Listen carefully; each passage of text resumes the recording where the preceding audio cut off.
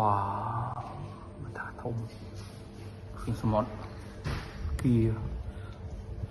wow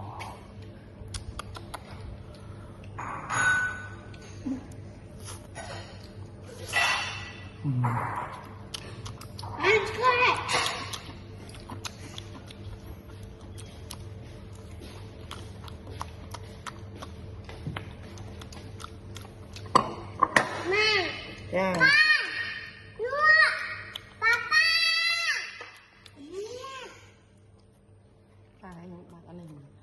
khi mà đó ta bao vật chanh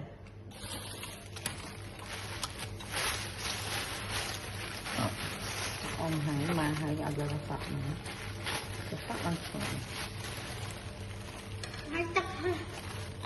học bây giờ cộng hả bây giờ cộng rộng á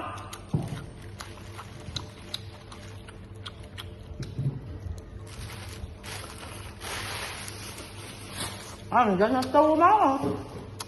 thế là dân tu mà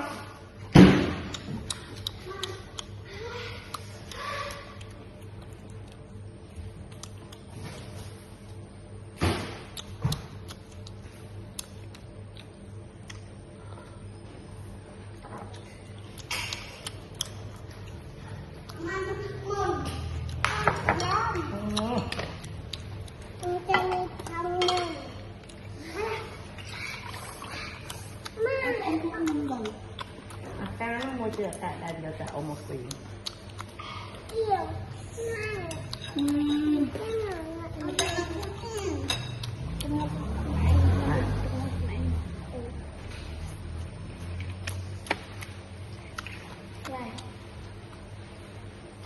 mà thì này